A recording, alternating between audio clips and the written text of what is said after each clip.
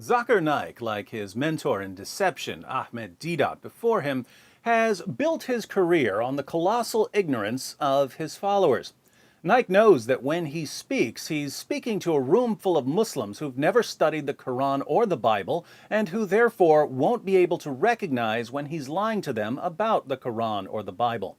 The staggering stupidity of Nike's fans thus allows him to say whatever he wants, no matter how ridiculous, and the crowd will praise Allah for the lies they've been told. Unfortunately for Nike and his freakishly foolish followers, there are people like me who have studied the Quran and the Bible and who therefore know exactly when he's lying.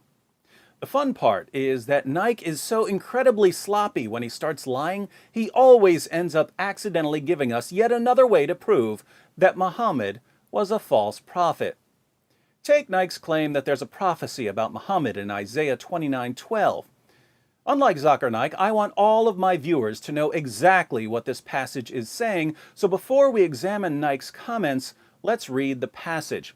In Isaiah 29, God tells the people of Jerusalem that he's going to punish them for their rebellion.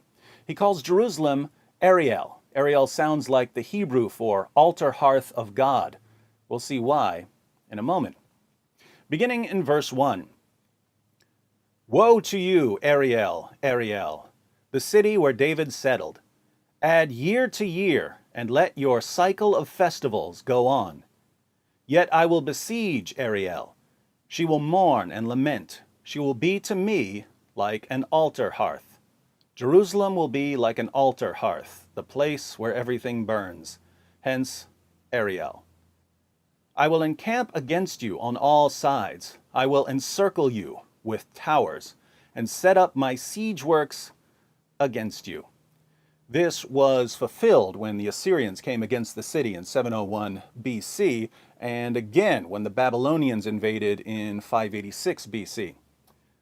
Brought low, you will speak from the ground. Your speech will mumble out of the dust.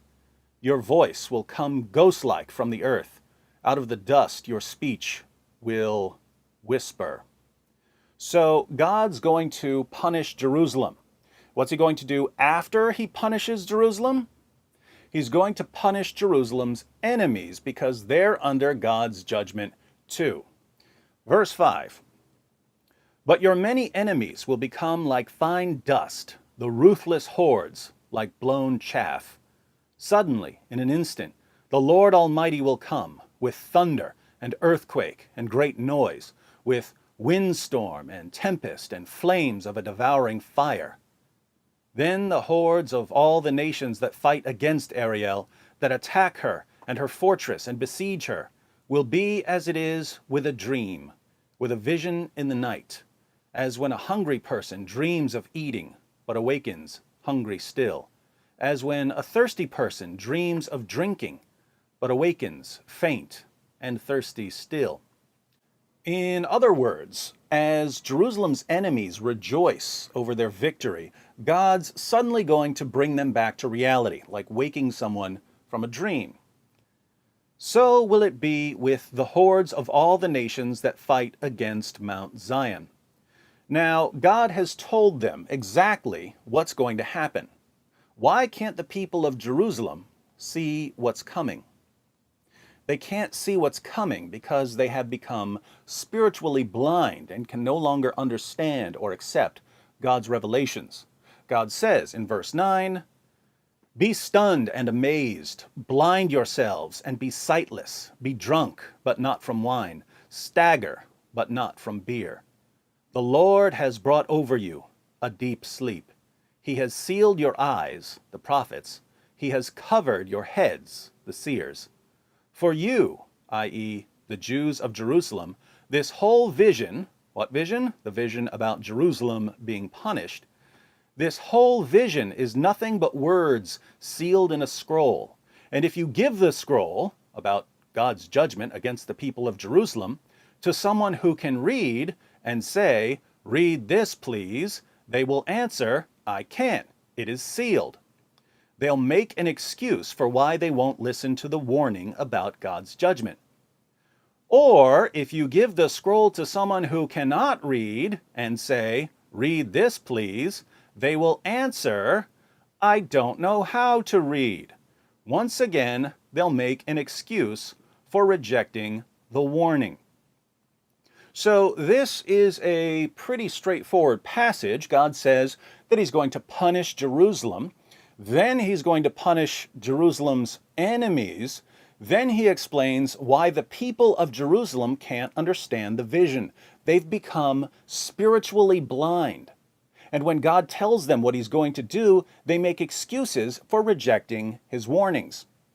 There are two kinds of people, literate and illiterate. If you give the revelation to someone who can read, he'll say, I can't read it, it's sealed. If you give it to someone who can't read, he'll say, I can't read. Either way, people reject the message. Pretty clear, right? Not if you're Zakir Naik. If you're Zakir Naik and you read verse 12, where the spiritually blind people of Jerusalem make excuses for why they reject God's revelations, you somehow conclude that this passage is about Muhammad. It's kind of ironic that when Zakir Naik reads a passage about spiritual blindness and the inability to understand a simple message from God, Zakir Naik shows that he's spiritually blind and can't understand a simple message from God. It's mentioned in the book of Isaiah, chapter number 29, verse number 12, that the book shall be given to the prophet, and it will be said, read, I pray thee, and he will say, I am not learned. Notice that Zakir Naik can't even quote the verse without lying about it. He claims that the verse says, the book shall be given to the prophet. That the book shall be given to the prophet. That the book shall be given to the prophet. That the book shall be given to the prophet. Here's verse 12 again. Anything about the book being given to a prophet here? No, God tells the people of Jerusalem that to them, the vision about God's judgment on their city is like a scroll, and they make excuses for rejecting it. The passage says absolutely nothing about a prophet being given a book or a scroll. So why does Zakir Naik lie by telling his fans that the verse includes the word prophet? He lies because he's Zakir Naik, and that's just what Zakir Naik does. And that's what he has to do if he wants to make this passage sound like it's talking about a prophet and not about spiritually blind people stubbornly refusing to accept God's warnings. But why should we think that this is a prophecy about Muhammad? And when Archangel Gabriel, Jibril alayhi salam, when he told to Prophet Muhammad sallallahu alaihi wasallam, Ikra, the Prophet replied, Ma ana biqari, I am not learned. Exact fulfillment of the prophecy of the book of Isaiah, chapter number 29, verse number 12. So according to Zakir Naik, when verse 12 says that someone will be given a scroll or a book, the book in question is the Quran.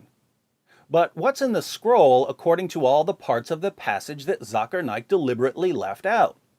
The scroll contains a message about God's judgment on Jerusalem in 701 BC. Zakir Naik twists the verse so much that he declares that Muhammad is the only possible fulfillment. This prophecy fulfills no one but the last and final messenger, Prophet Muhammad sallallahu alaihi wasallam. Now, once again, in a spirit of generosity, I'm going to grant what Zakir Naik says. I'm going to grant that Isaiah 29:12 is talking about Muhammad. By granting that this verse is talking about Muhammad, as Zakir Naik claims, we learn three important things. First, Muhammad was spiritually blind and in total rebellion against God. Isaiah 29:12 says nothing about a prophet receiving a book. It's about people who are spiritually blind rejecting God's message. Zakir Naik says that this is about Muhammad. Wonderful. So according to Zakir Naik, Muhammad stands condemned for his spiritual blindness and his willful rebellion against God. Second, Isaiah 29:12 isn't about a prophet, but Naik claims that it's about a prophet anyway. If we grant what Naik claims, then we have to ask, what about the other prophet in this passage? Obviously, if the person who's told to read the scroll and says, "I don't know how to read," is a prophet, then the person who's told to read the scroll and says, "I can't, it's sealed," must also be a prophet, right? If being told to read the book means that you're a prophet, then this passage predicts two different prophets. One who says, "I can't read," and the other who says, "I can't," because it's sealed. So, where's the prophet who was told to read the book but couldn't because the book was sealed? He hasn't come yet, which means that he's coming in the future, which means that there's another prophet after Muhammad, which means that the Quran is a lie because it says that Muhammad was the final prophet. Hence, if this passage is talking about prophets, Islam is false. Thank you, Zakir Naik, for giving us yet another reason to conclude that the Quran is wrong. Third, in verses 13 and 14, God talks about the people who reject his revelations in verses 11 and 12. But remember, according to Zakir Naik, verse 12 is about Muhammad. So what does God say about Muhammad, according to Zakir Naik? The Lord says, "These people," i.e. the spiritually blind people, including Muhammad, who stubbornly reject God's revelations, "come near to me with their mouth and honor me with their lips, but their hearts are far from me.